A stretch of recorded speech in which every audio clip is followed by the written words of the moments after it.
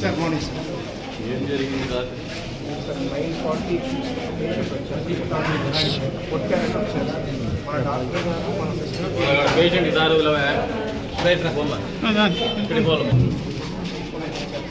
మీద ట్రీట్మెంట్ తీసుకున్న కోసం ఎవరో 10 మంది ఫాస్ట్గా లోపలికి వచ్చి ఈ రూమ్లోకి ఎంటర్ అయ్యారు సార్. అప్పుడు ఈ అబ్బాయి కూడా లోపలికి ఎంటర్ అయ్యారు సార్. సో ఈ అబ్బాయిని కొట్టుకుంటూ మరి మా పార్టీ మాకు సంబంధం ఏంటంటే ఐ విట్నెస్ ఎవరున్నారు? మీరు సీసీ కెమెరాలో సీసీ ఫుటేజ్, పోలీసులు సీసీ ఫుటేజ్లో ఉండే వాళ్ళని అరెస్ట్ చేస్తారా? వేరే ఉన్నారా? మీరు చెక్ చేసుకోండి. మీకు ఎవరైనా కూడా మీ మీద దాడి చేసిన వాళ్ళు ఆ సీసీ ఫుటేజ్లో కవర్ అయిన వాళ్ళు కాకుండా ఇంకా వాళ్ళు ఎవరినన్నా వదిలేసింటే కూడా మీరు చూపించండి. ఖచ్చితంగా వాళ్ళ మీద కూడా చర్యలు తీసుకుంటారు. ఎవరిని ఎగ్జామ్ చేయొద్దని చెప్పినాం, తప్పుగా యాక్ట్ చేయమని చెప్పినాం.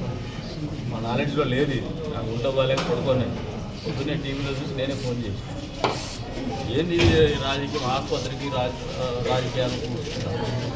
తెలుగుదేశం వాళ్ళు దాడి చేస్తారు. తెలుగుదేశానికి తాగుబోతులకు సంబంధం ఏమిటి?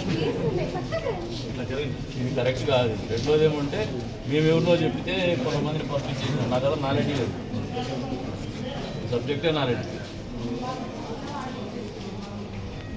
మీరు కూడా ఏదన్నా ఉంటే మేము ప్రొటెక్షన్ రావడానికి సిద్ధంగా ఉంటాం. మీరు ఎవరు రాలేదా? హెచ్చరి చేస్తాం. రాత్రి మేమంతా ఇక్కడే ఉంటాం. రాత్రి మేమే ఇక్కడే ఉన్నారు సార్. 2:30 దాకా ఉన్నారు. మరి మా వాళ్ళే తప్పు చేసినట్టు ఎందుకు చిత్రీకరించబడతాను? పేషెంట్గా వచ్చారు, ట్రీట్మెంట్ ఇచ్చాం సార్. సరే, మీరు కూడా రెజ్యూమ్ చేసుకోండి. సీరియస్గానే తీసుకుంటాం నేను. మేము కూడా మార్నింగ్ డాక్టర్ గారు కాల్ చేశారు సార్. యాక్షన్ తీసుకున్నామని అడిగారు సార్. తీసుకున్నామని చెప్పారు. ఫర్దర్గా ఎస్పీ గారు మధ్యాహ్నం 2:30కి వస్తామని. కాదు, ఏ రావా, ఏ బాబు రామ్మా. ఏం పేరు నీ పేరు?